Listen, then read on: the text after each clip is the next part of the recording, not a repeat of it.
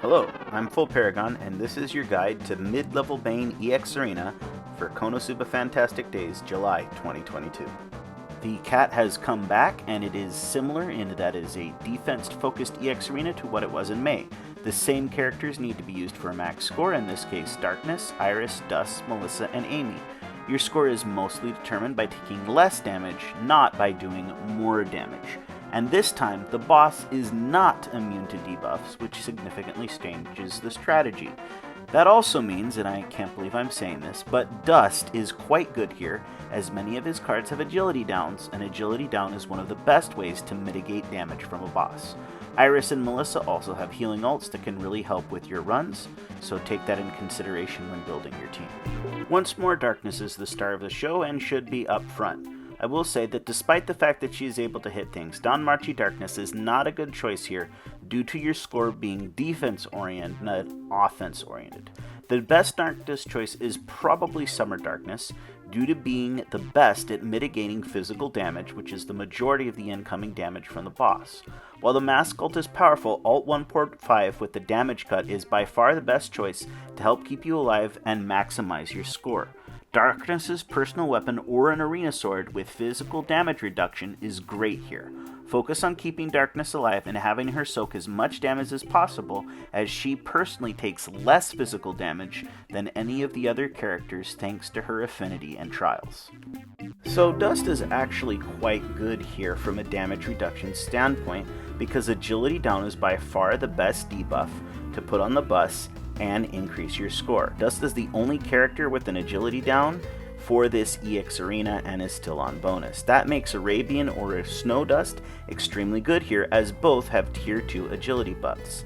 His Alt 1.5 with a defense debuff is also rather powerful, though the damage increase will only increase your score minimally. Dust's other cards that have tier 1 agility downs are still pretty useful, but it's not nearly as good to have a tier 1 versus a tier 2 down. I'm sure Dust being actually good this time was some sort of clerical error, and Dust will go back to being garbage as soon as this arena is over. Melissa has several powerful debuffs that can lower the boss's damage output, and that will in turn increase your score. Original Mel has Haze, which the boss is vulnerable to, but it's roulette as to if it applies, it's a huge increase in score, but if you miss, it's 0 extra points. The tier 2 attack down that Swimsuit Mel or the 3-star Honeypot Mel and Kitty Mel do are all rather good, as well as having decent uptime to keep the boss's damage manageable. She also has 2 useful ults, though her healing ult is certainly the most helpful in this arena, as your score benefits from keeping everyone alive the entire time. Eris hasn't really changed since the last EX, save for her new ult arriving, but I wouldn't recommend you use that, both because it's costly to unlock and because the healing off of her Alt 1.5 is too good to pass up. Ballroom Iris is probably the best, but any Iris will work, even the new school Iris. I'd recommend using one that has some healing if you're not going to be using the agility up, as those will help with the survivability the most. Last is Amy, who is a mage healer with mage teams in mind. She's kinda awful here, but she is a healer. Obviously, Arabian Amy is best, but the typeless welfare Amy is fine. The new PJ Amy just isn't acceptable here, as what she offers is a magic attack buff, which won't be doing anyone but herself any good. If you have Amy's ult 2, it's fine here, but unlocking it is mostly a waste. Honestly, use her Alt 1.5 or Alt 1 for a massive amount of healing, but if things are going well, she won't ever slow up, because you should be running her in the rear 5 slot. After a great deal of experimentation, this is the team that I've arrived at as being the best for maximizing your score. Summer Darkness does the best at stopping physical damage, which will really help out your score. Dust's ability to lower the boss's agility keeps the boss under control and will also inflate your score, while Melissa's Haze can help you get 10 stars, though not consistently due to RNG, but overall I found her to be better than the tier 2 attack down Melissa's. Eris doesn't bring much to the table, and neither does Amy, so I put them in the back. When I got my highest scores, they never came out, as I was able to keep myself up using an assist from Luna and a little bit of healing from Melissa, as well as a Dust's agility down. Remember that this is defense, not damage, that will get you a good score this time. As for the welfare options, I found that my scores were relatively similar to the higher rarity ones. The biggest increase in my score was swapping out Light Dust for a dust with a tier 2 agility debuff.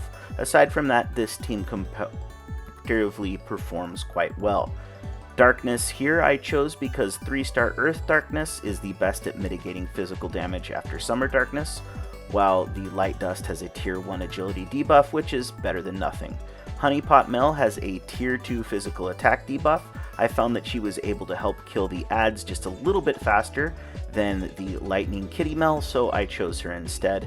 That healing ult that she has is really important. If you're not running her, I'd swap her with Amy to keep Darkness alive, as you get a lot more points from keeping everyone alive than you do from the little bit of extra damage that Mel will offer here. Desert Iris does have a tier 1 magic defense buff for your team, but that doesn't matter that much overall. That's the video. Thanks for watching. I apologize for the tardiness of this video. This is actually an edited re-upload. I had to take down the first video as I was unaware of the fact that this time the boss was not immune to debuffs, which dramatically altered the strategy and impacted my guide's ability to help people get 10-star scores. I do make these guides ahead of time using information provided by Nexon and information that is obtained through other methods, but I do still make errors. When that happens, please point it out in the comments. I'll do my best to fix things and correct the guide.